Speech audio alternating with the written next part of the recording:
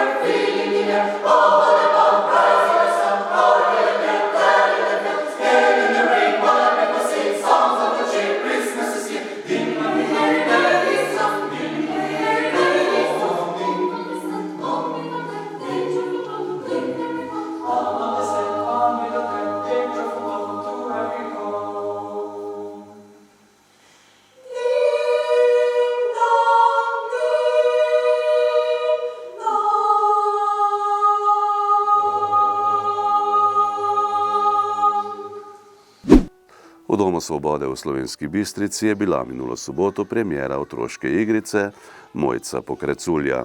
V gledališki predstavi so igrali David Slejko, Ines Leskovar, Jagoda Rus, Tan Kobold, Vinko Lešnik, Ula Naveršnik, Nik Degen in Rija Friedrich. Za glasbeno spremljavo in režijo je poskrbela Rahela Loncevič, sceno je pripravila Aleška Farazin, kostume Mojca Arzenšek, za luči pa je poskrbel Drago Jovič. V Viteški dvorani Bistriškega gradu je v ponedeljek potekal božično-novoletni koncert glasbene šole Slovenska Bistrica Nekoč in danes.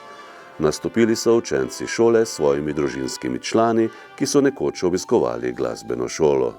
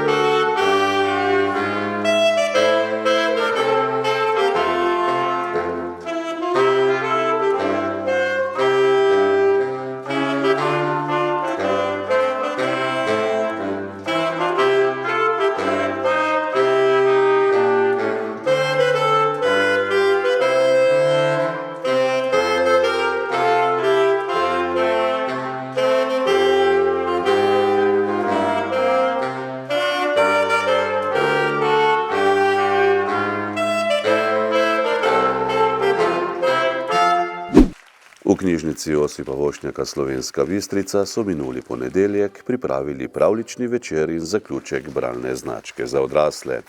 Več o letošnji izvedbi Vošnjakove bralne značke za odrasle je povedala direktorica Slovenije Bistriške knjižnice Patricija Breznikar. Letos smo zaključili že 9. sezono bralne značke za odrasle. Namen bralne značke je spodbujati bralno kulturo in branje pri odrasli populaciji. Z bralno značko pričnemo v mesecu marcu, takrat tudi določimo temo in pozovemo bralce, da sodelujejo. Vsako leto seveda določimo drugačno tematiko.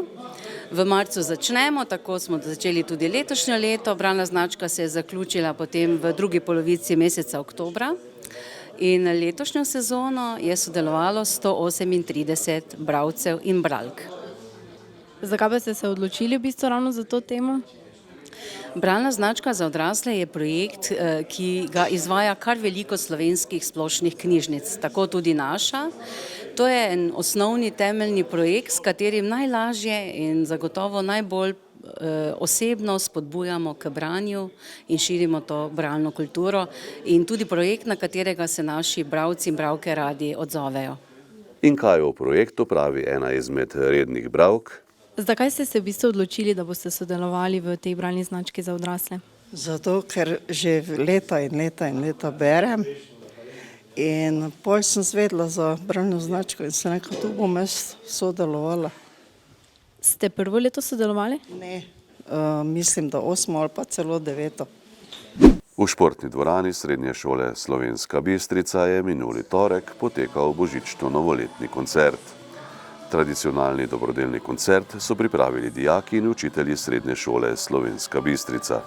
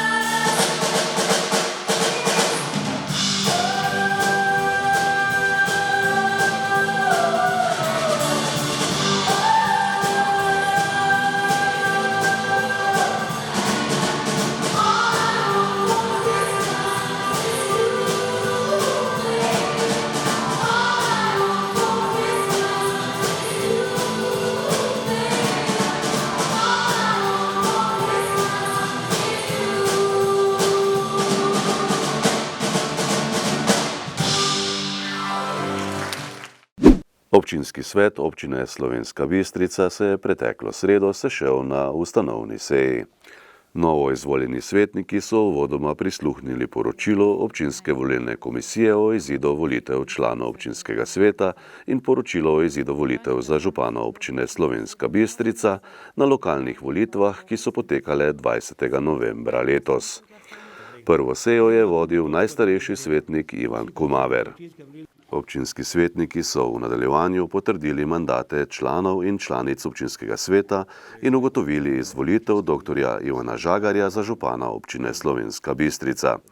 Župan je nagovoril občinski svet in novim svetnikom izročil tudi insignije. Ob koncu seje so imenovali še komisijo za mandatna vprašanja, volitve in imenovanja.